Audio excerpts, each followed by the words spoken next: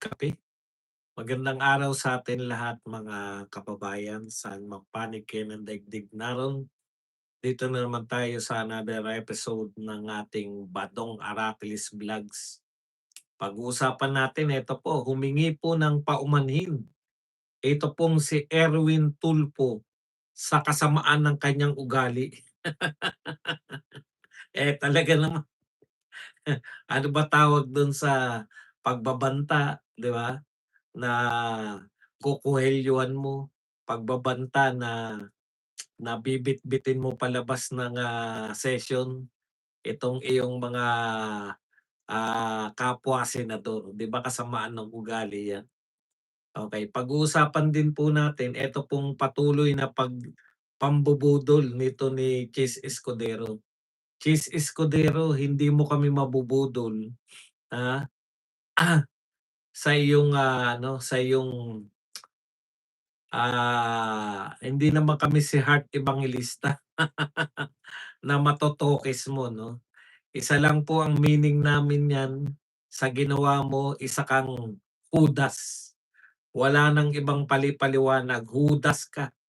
Oh, masahol ka pa kay Judas kung, ang pakikinggan natin ay si Camille Villar. Tapos delikado po yung pagbabago ng denominator na 24 nagiging 22 ayon kay Jimmy Bundok, kasi 'pag tinanggap po natin 'yan, tatanggapin din natin na iba rin yung denominator dito po sa, impeachment ni VP Sara. Pababa po ng pababa ang kinakailangang bilang ng senador para ma-impeach si VP Sara. Yan po mapag-uusapan natin at yung sagot po ni, Win Gatchalian dito po sa hamon ni, Cayetano na mag-usap sila. Yan po mapag-uusapan natin, pero bago yan, kung bago ka pa lang dito sa ating channel, mag-subscribe ka na. Dahil ito lang ang tanging channel na may kinikilingan, may pinapanigan, una sa balita, huli sa impormasyon, kaya ano pang hinihintay nyo? Pindot na, okay?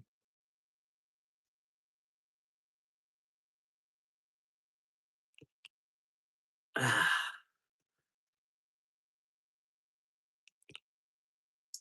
napakasarap. Okay, ano ba unahin natin? Unahin na po natin 'tong kay ano, kay, Erwin Tulfo na nag-sorry po sa kanyang ginawa. Ayon po kay Erwin Tulfo, eto po ang kanyang sinabi.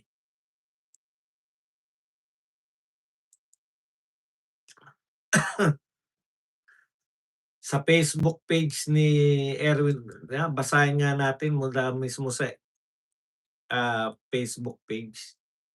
Kasi dun sa balita may mga ano, kulang, eh. Dito na tayo sa mismong Erwin Tulfo,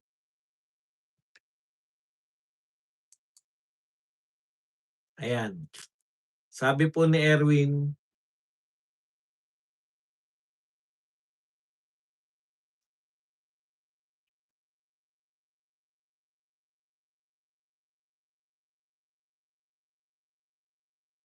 eto po, "Sa aking mga kapwa senador, tama ng pagkakawatak-watak, trabaho na lang tayo. Nitong mga nakaraang araw, nasaksihan natin ang matinding tensyon, emosyon sa loob ng Senado. Bilang pagkilala sa mataas na institusyon ng aking kinabibilangan, lubos akong humihingi ng paumanhin sa aking mga kasamahan sa aking mga naging marahas na pahayag ukol sa pagpapaaresto, pagkwelyo at pagbibitbit kay Senator Cayetano at sa ilang individual palabas ng session or plenary hall. Hindi po ito dapat na asal ng isang opisyal, lalo na ng isang senador. Ang mga salitang iyon, bagaman hindi nararapat sa harap ng publiko, ay dala ng bugso ng damdamin sa hangarin na wag nang maantala pa ang trabaho para sa bayan. Gayunpaman, ito ay mali pa rin." Okay, dito muna tayo 'no. Ano po koneksyon ng sinabi mo kukuwelyuhan mo sa pagkaantala? Ang layo naman. Alam niyo iba-iba yung dialogue niyo, iba-iba po yung, yung kanilang sinasabi, 'no, pero iba naman po yung kanilang ginagawa. Ang gusto mong palabasin kaya mo nasabi yun na, subukan ninyong eto kasi yung pagbabanta mo, eh.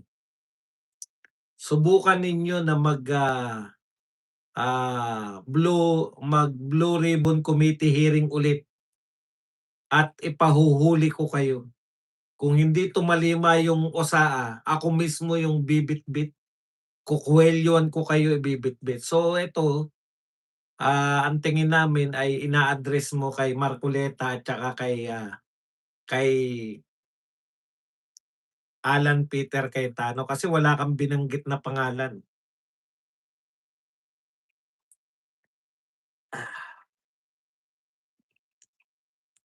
Okay. Pero yung katwiran mo dito, ito ay bugso ng damdamin sa hangarin na wag nang maantala pa ang trabaho para sa bayan. Ibig niyong sabihin inaantala nila yung trabaho, sila nga yung nagko-conduct ng hearing, eh.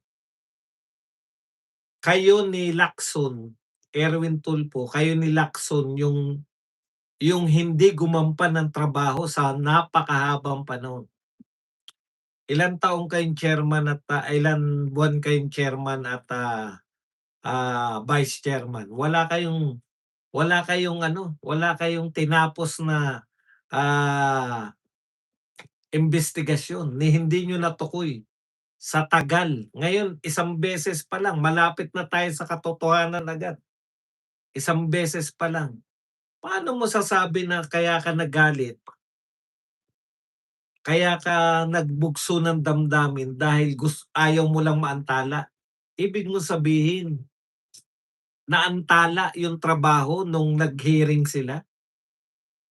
Baliktad.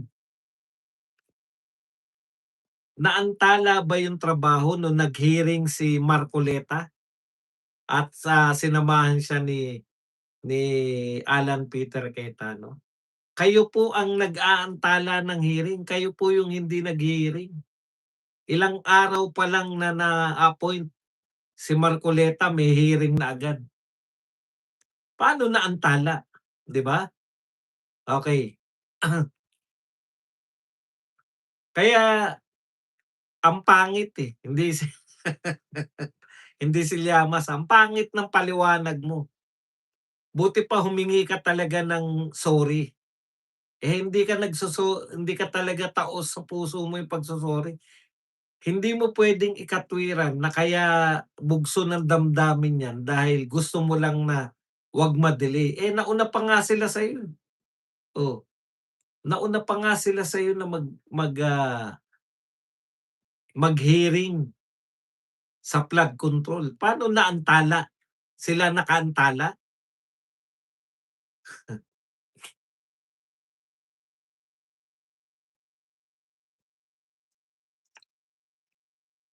Okey, humihingi ako ng kapatawaran sa ating mga kababayan dahil sa mga nagdaang hidwaan natapos ang sesyon nang hindi umusad ang mahalagang batas nang dahil sa bangayan naging paralisado ang ating mandato. Ang mga Pilipino ang tunay na talo dito. Alam niyo, 'wag niyo kaming binobola sa mga mahahalagang batas. Ano bang batas yung pinag-uusapan natin na mahalaga? Anti-political dynasty law? Ang halaga ba niyan? Mas mahalaga pa ba yung anti-political dynasty law kaysa sa Blue Ribbon Committee hearing? Huwag kayong nambubudol. Wala namang silbi yan, eh, yang anti-political dynasty law. In fact, ang angal po ng mga, nagsusulong niyan, ang angal po ng mga dilawan, kakamping, nile-legalize lang ninyo lalo yung dynasty. Hindi po namin pinag-aaralan yan pero yung mga batas na ganyan, wala naman po naantalang mahalagang batas, eh. Ano ba yung isinusulong ninyo na mahalagang batas? Ni hindi niyo nga mabanggit kung ano yung mahalagang batas, eh. Ang sinasabi niyo lang may mahalaga kayong batas na naaantala. Ano yung mahalagang batas ninyo? Ano yung batas na babago sa Pilipinas na naantala? Ang tagal-tagal ninyong senador, ang tagal-tagal ninyong ang importante sa'min mga mamamayan, mapanagot yung mga magnanakaw. Ninakawan kami ng trilyon ang ninakaw. Biruin mo pinamigay 850 billion. So trilyon-trilyon po ang ninakaw ng mga magnanakaw, yan po ang gusto naming malutas. Sabi kayo na sabi ng batas na naantala yung pagpapasa niyo ng batas. Ano ba yung naantalang ipapasa niyong magandang batas? Na 'pag yang batas na yan makakapagpaunlad sa Pilipinas? Wala naman, eh. Wala akong narinig. Oh,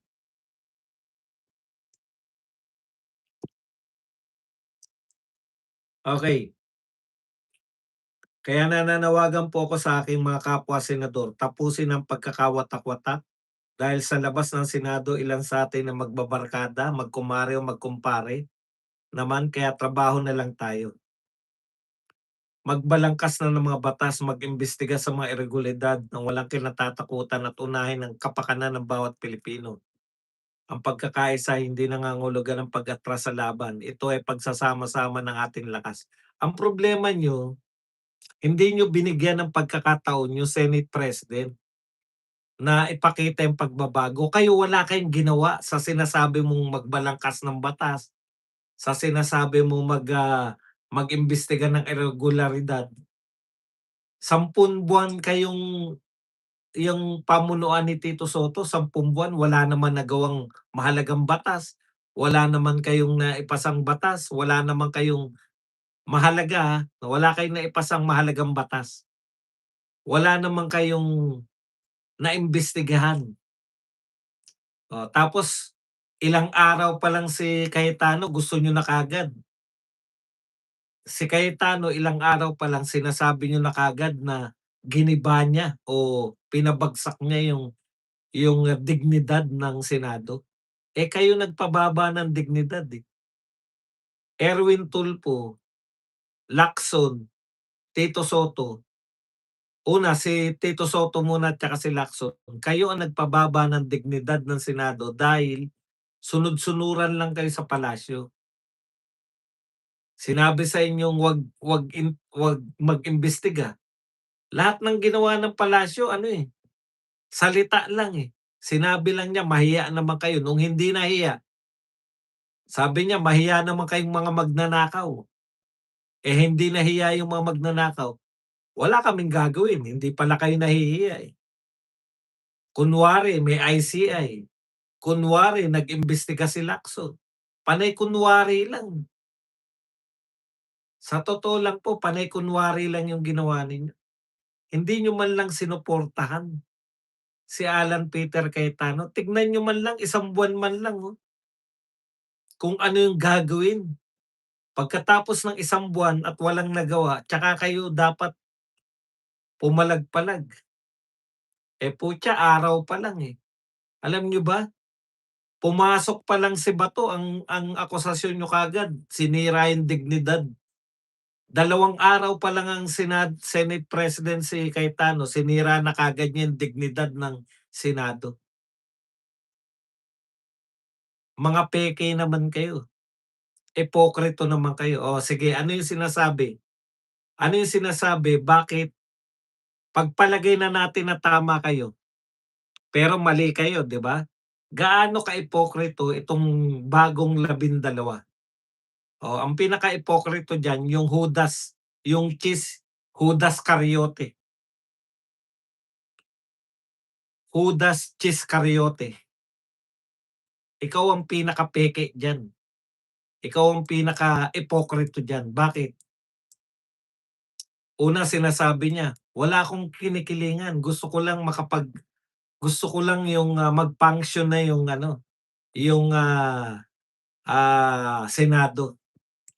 Oh, tignan niyo, sabi mo Erwin magkaisa na yung watak-watak. Eh, kayo yung ayaw niyo magkaisa, eh.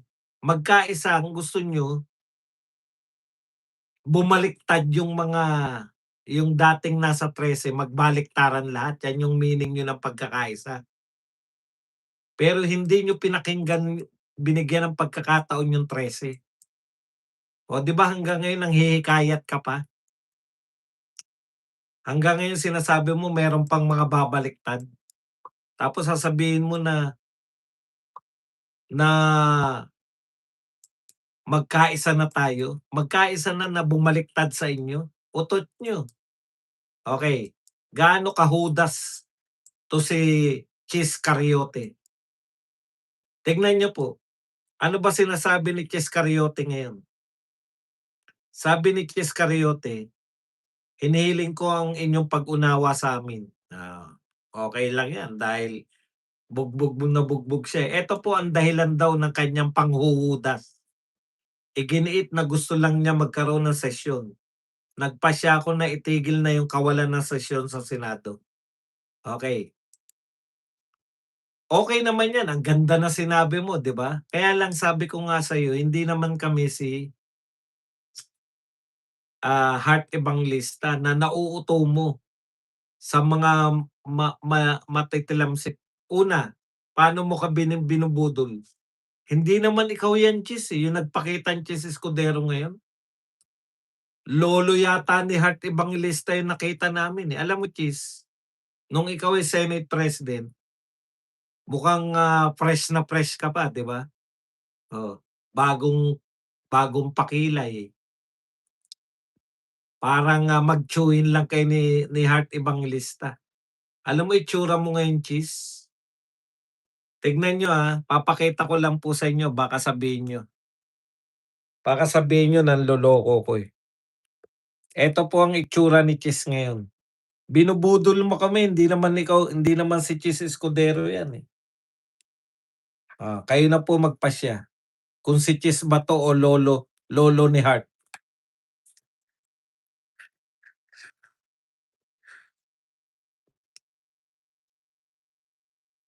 'di ba? Ang layo na na itsura mo, Chis, ah.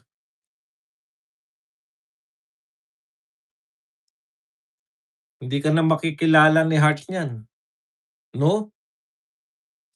Tignan niyo itsura ni Chis Escudero, oh, biglang tumanda, 'di ba? Napunan niyo ba? Ang tindi, oh. Lolo na 'to ni Heart Evangelista, eh. Meron pa isang picture yan na kitang-kita yung pagkalolo niya, ayan, oh. Oh, Chis, ano na nangyari sa'yo, Chis? Ikaw pa ba yan? Grabe itsura ni Chis Escudero, 'no? Yan talaga yung ano, eh, 'no, literal na anong ano natin diyan, yan na po ang itsura ni Chis Escudero ngayon. Kumbaga nung Senate President siya mukha siyang tiyuhin ni Heart Evangelista. Ngayon tignan niyo po yung itsura, mukhang lolo na ni Chis, ni Heart.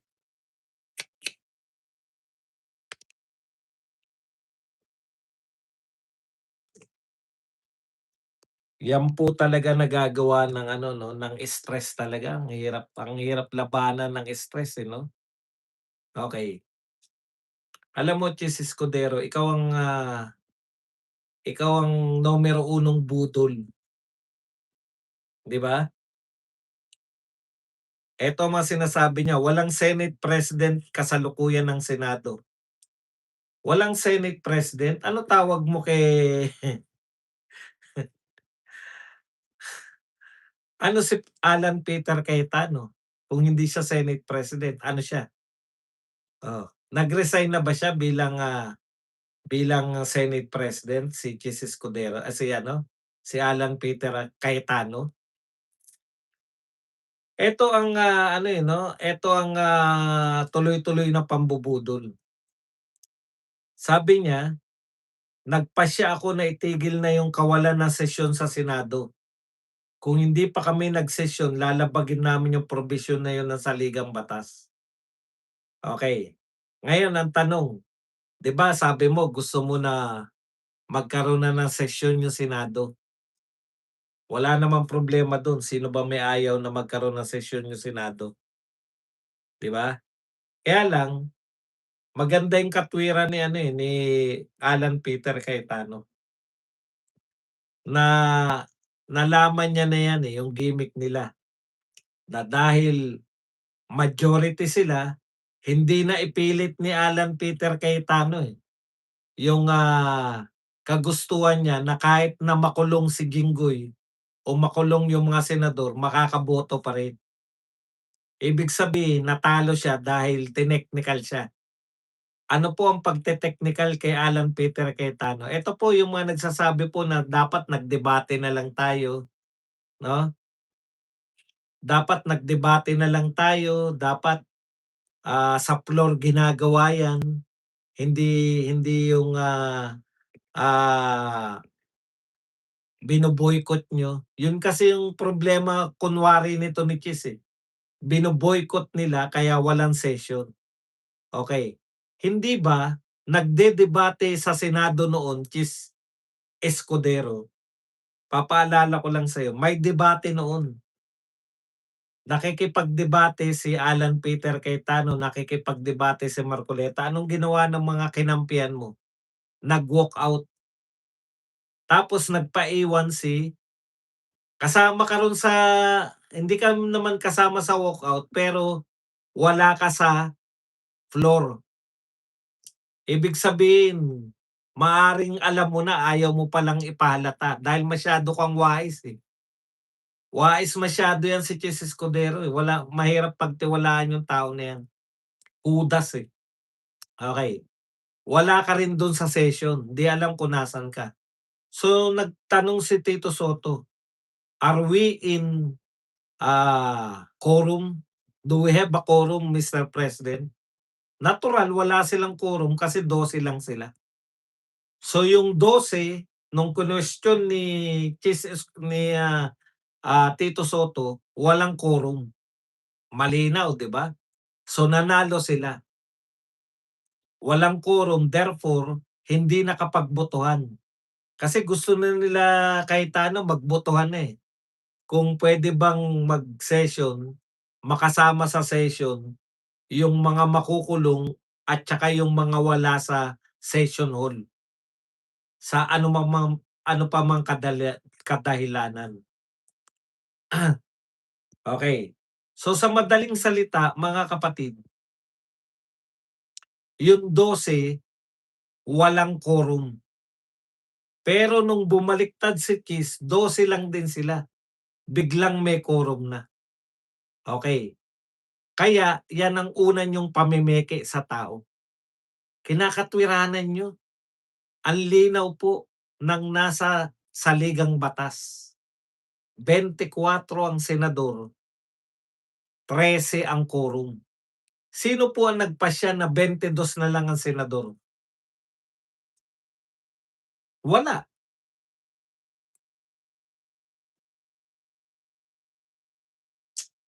Yung 12 lang po ang nagpasya. Sila lang po ang nagpasya. Yan kasama yan si Chis Escudero.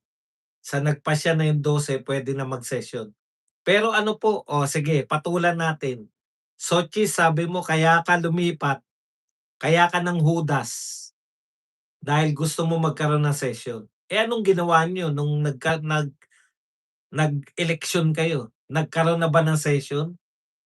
Hindi ba sinuspend niyo, in-adjourn niyo, nag-adjourn kayo? Oo, sinidi, nag-adjourn kayo tapos hindi niyo sinabi kung kailan kayo muling magse-session? So ang purpose niyo lang, Chis Escudero, agawin lang, madeklara lang si Win Gatchalian na, acting president, acting Senate President. Hindi talaga mag-sesyon. Anong sinasabi mong kaya ka bumaliktad para magkaroon ng sesyon? O sige, given na, sabihin na natin. Siyempre para hindi na po maging magulo, in-adjourn muna. Kinabukasan,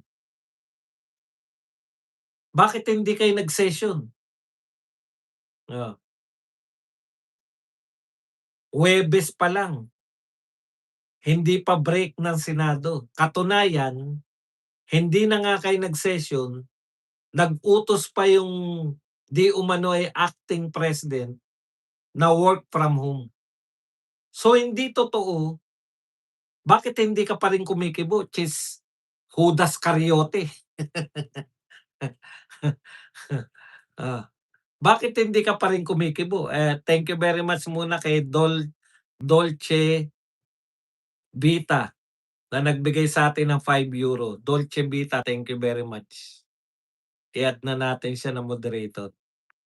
Sabi mo, ang linaw ng sinabi mo, Chis, 'di ba? Sabi mo kaya kaya ka bumaliktad, kaya ka ng Judas dahil gusto mo ng sesyon. Nag-session ba kayo? Hindi. So hindi totoo, 'di ba? Kinabukasan, nag-session na ba? Hindi pa rin. Bakit hindi ka kumikibo? Dapat sinabi mo, Chis, akala ko ba magse-session tayo? Kaya ako bumaliktad sa inyo dahil gusto ko ng sesyon. Wala pa rin kayong sesyon kinabukasan. So ibig sabihin, hindi talaga yan yung purpose nyo, yung magka-sesyon, 'di ba? Kaya ka bumaliktad dahil dun sa sinabi ni Jinggoy. Mas kanino kayo naniniwala? Ito yung katwiran ni ano, ni Chis Escudero. Ang katwiran niya, kaya ako bumaliktad, kaya ako nanghudas dahil gusto ko ng sesyon. Wala namang naging sesyon, eh. 2 araw wala naging sesyon, eh. Biyernes wala rin sesyon. Sabado, Linggo wala ring special session. So, hindi totoo na samantalang si Jinggoy, kaya siya nakakulong, eto sinabi ni Jinggoy. Sabi ni Jinggoy, inaalok ako, mawawalan ako ng kaso kapalit ng pagbaliktad ko. Pero 'pag hindi ako bumaliktad, tutuluyan nila ako. Sino po ang mas kapani-paniwala? Si Jinggoy o si Chis Escudero? Kung sesyon, dapat umangal ka na agad, dapat bumalik ka na agad ano. Sabi mo kaagad, "Ay akala ko kasi magsesesyon kami, yung pala hindi, 'di niloko lang ako nito nila Win Gatchalian, babaliktad lang uli ako. Ayoko na mapasama diyan sa majority na 12." Binubola mo lang kami na kunwari wala kang kinakampihan, eh. Gusto mo pa ring maboto ka ng mga Duterte, utot mo.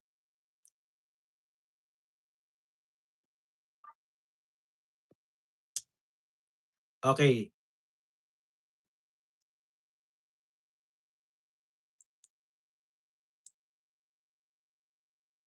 kaya ikaw, Erwin Tulfo, yung ugali mo na yan, kasamaan na ng ugali yan, mahirap baguhin yan. Ngayon, batay diyan sa kasamaan ng ugali mo, eto po, isa pang balita natin, eto pong si Cayetano ay nagbigay po ng, babala 'no, dito sa mga 18 Marines, 'yan. Ayon po kay Cayetano, "We are likely grateful to you and the 18 soldiers for appearing before the Blue Ribbon Committee on June 4, 2026.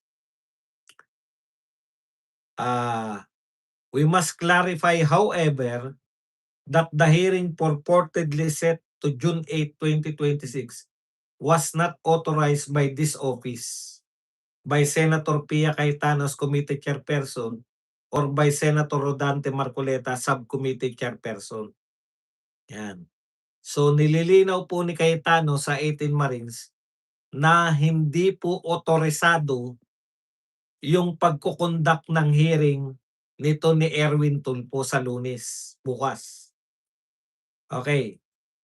Nagbigay din siya ng babala dito sa 18 Marines. Sabi niya sa 18 Marines, "We therefore urge all concerned to exercise prudence and to verify the source and authority of any invitation purporting to compel their appearance.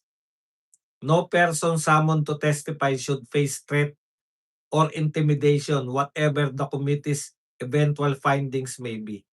Ayan po, so wina-warningan po niya itong 18 Marines kasi po may banta na si Erwin Tulfo, eh. Hindi po magiging parehas 'yan. Pina-a-attend kayo niyan para ma-contempt kayo. Bakit? Eto banta ni Tulfo, sabi ni Tulfo, ayan, magsasampa ng reklamong libel at cyber libel sina Vicente Sotto at Senator Erwin Tulfo laban sa 18 dating driver bodyguard ni ako Bicol Representative Saldico. Ayaw na po nilang ipatawag na 18 ex-Marines, eh. Dating bodyguard driver na lang. Eh, dati rin naman po silang Marines, ah. Okey. So, ibig sabihin mga kapatid, idedemanda mo tapos iimbitahin mo, may balak ka niyan. O wala na, alam niyo po, mas madali pong magpakulong sa pamamagitan ng libel ng contempt. Tignan niyo po yung mga diskaya. Ngayon pa lang lumabas yung warrant of arrest, eh, pero matagal na sila nakakulong.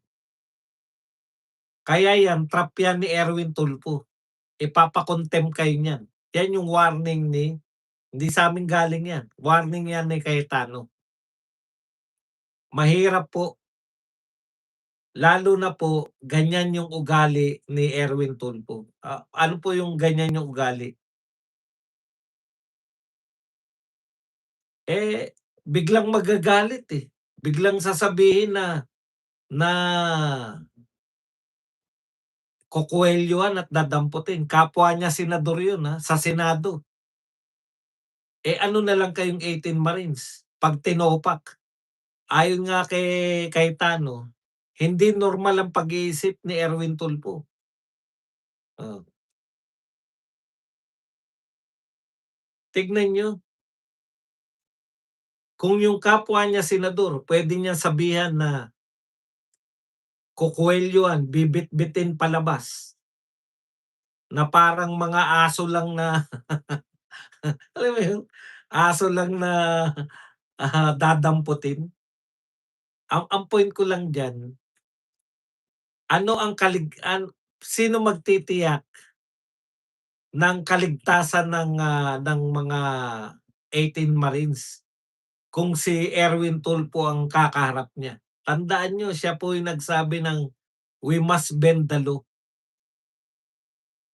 Hindi po karapat-dapat na, alam niyo, mas malala pa 'tong sinasabi ni Tulfo kaysa sa mga post sa FB ni Kiko Barsaga. Hindi sapat, Erwin, na humingi ka ng tawad. Alam mo, para masabi na ikaw ay talagang nagsisisi, dapat nakakadalawa ka ng masamang salita. Yung una, yung bend the law. We must bend the law. Never, hindi karapat-dapat sa isang senador na nagsasabi na we must bend the law. Pero sinabi mo 'yan, oh. Kaya karapat-dapat ka ng matanggal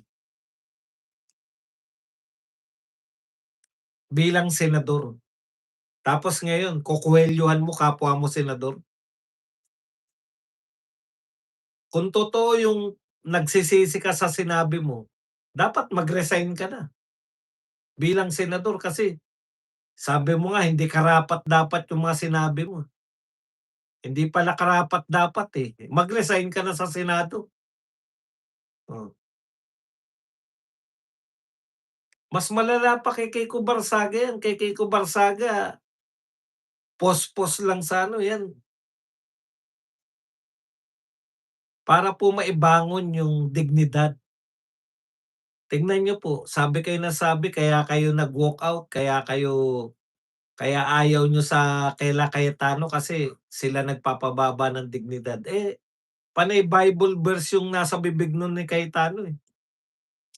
Panay mga articles ng, saligang batas yung binabanggit, eh.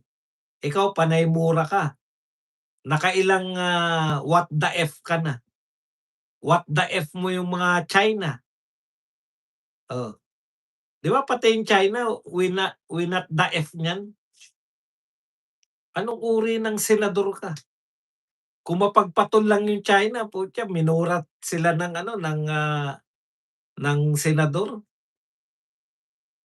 Hindi lang tayo mapatulan ng China kasi magmumukha silang bully. Pero sa tingin niyo palalagpasin ng China 'pag may nagmura sa kanilang senador ng Amerika? Malamang hindi. Kasi hindi sila magmumukhang bully 'pag Amerika ang, binanata nila. Kaya yung ginawa mo na 'yan, hindi po sapat ang pagso-sorry diyan. Dapat diyan nagre-resign ka na dahil hindi ka bagay maging senador. Hmm. Biruin niyo, tignan niyo kung gaano meron ba mga media na magsasabi niyan na mag-resign na si Tulfo. Yung media natin, kahit Bible verse yung binabanggit lagi ni Cayetano, nagagawa pa nilang sabihan na, "Wag kang banggit ng banggit ng, ano, ng, Bible verse dahil demonyo ka."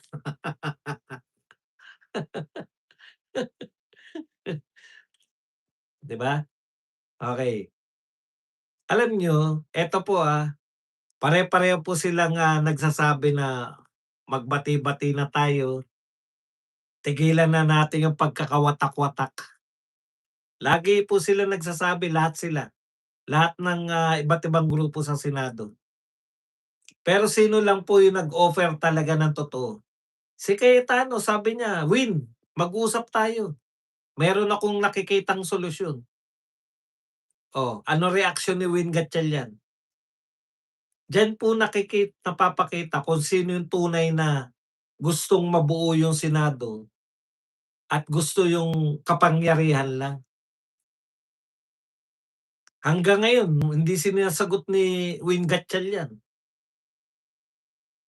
yung, hamon na yun ni Cayetano. Pero iba yung sinagot niya. Ang sinagot ni Win Gatchalian, ito ang sinagot niya, yung pong sinabi na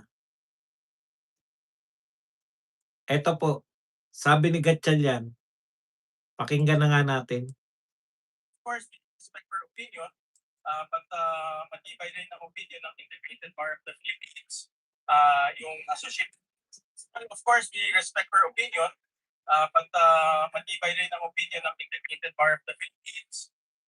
Yung association ng mga law school deans, of course, yung mga former Senate President, nagsalita rin sila. So, sa akin, no, my personal opinion, mas mabigat yung opinion nila dahil mga ganitong bagay pinag-aaralan nila. Of course, we respect the opinion of Senator Legarda. Yan, kasi sabi ni Legarda, ang sabi ni Legarda hindi naman siya nagbibitaw na ano 'di ba, na Senate pro tempore. Para magkaroon ng eleksyon para sa Senate pro tempore, 13 ang kinakailangan, ayon sa saligang batas. Eto po ang problema, kahit na po sinong opinyon, kaya nga sabi mo opinyon, yung opinyon, Win Gatchalian, yan ang problema niyong mga non-lawyer. Ako hindi ko po sinasabing lawyer ako, pero basic po yan, Lahat ng opinyon talo po yan ng konstitusyon ng Pilipinas. Ang linaw po sa konstitusyon ng Pilipinas na ang kinakailangan mo para magkaroon ng quorum, majority ng senador. Ilan ba ang senador ng Pilipinas ngayon? 24. Paano magiging majority yung 12? Opinyon lang yan ng kung sino-sinong kakampi nyo. Opinyon lang yan at may mga kumukontra diyan. IBP po ay samahan po ng mga, lahat po ng mga lawyer sa buong Pilipinas. Bakit kumukontra yung mga ibang lawyer? Ang daming lawyer yung kumukontra sa pananaw ng nagsulat ng IBC na yan. Opinyon lang nyo lang yan. Opinyon lang yan ng mga anti-Duterte. Ikaw naman nakikinig, hindi ka naman abogado. Walang mas mabigat na opinyon. Anong mas mabigat na opinyon ang pinagsasabi mo?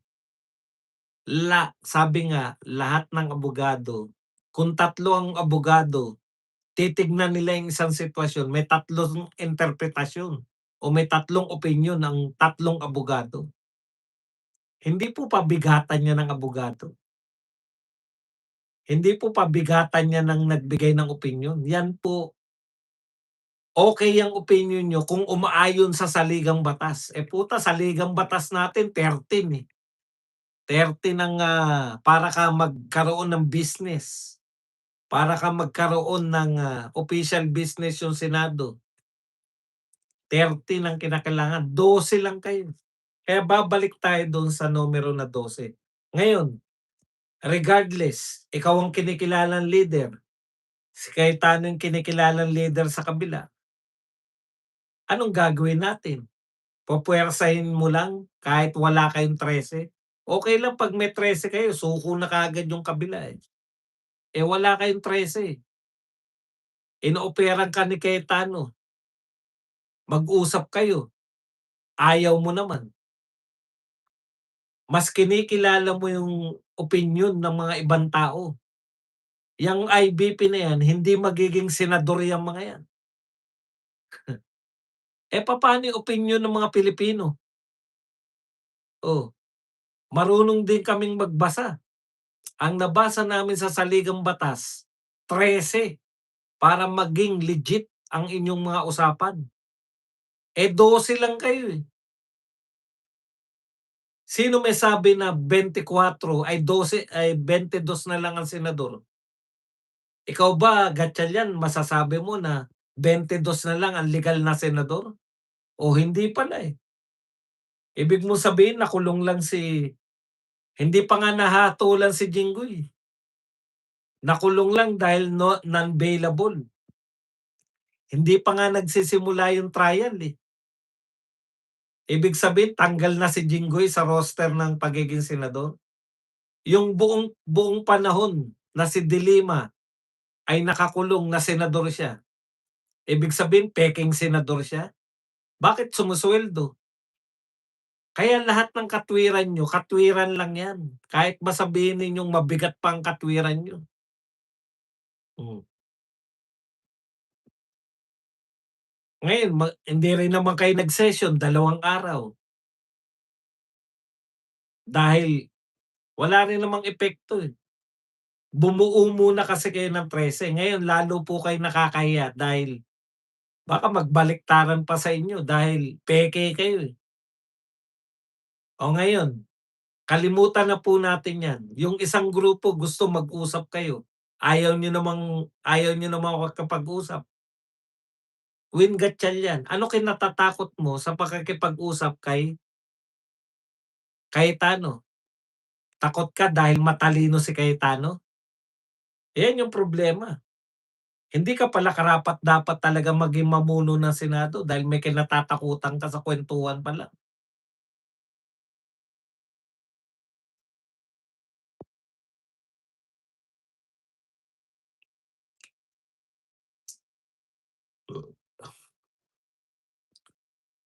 Yung ginagawa ninyo, sabi nga ni Cayetano, "Mag-ingat ka, Win." Akala niyo ba 'pag hindi kayo, ganyan lang si Cayetano mag-isip? Wala ba sa tingin niyong kakayahang idemanda kayo niyan? Yan yung problema, hindi ko maintindihan. Ayan po, kitang-kita niyo po yung ambisyon. Kumukulta po sa mga utak ng tao 'pag nag-ambisyon na po sila beyond sa kanilang kakayahan. Tuwang-tuwa nga 'to, eh, nung pina-partner kay Risa Hontiveros. Alam mo, Win, okey yan sa'min. Kayo mag-partner ni Risa Hontiveros. Bakit? Bakit okey yan sa'min? Alam mo na, kayo hindi kayo mananalo ni Risa Hontiveros. Oh, pero makakabawas kayo sa boto ni Raffy Tulfo at tsaka ni Leni Robredo. Yun lang. Oh, 'di ba? Eh, panay ambisyon ang inaatupag niyo, eh. Marinel, thank you very much sa 6.99. Pangkape po, happy Sunday to all. Yan, maraming salamat, Marinel. Tama ba? Marnie Reed pala, Marinel. Marnie Reed. Yan lang po ang ating topic. Puwede na kayong magtanong, magbigay ng reaksyon at higit sa lahat, puwedeng-puwede po kayong magpakape. Ayan. Dito tayo magbabasa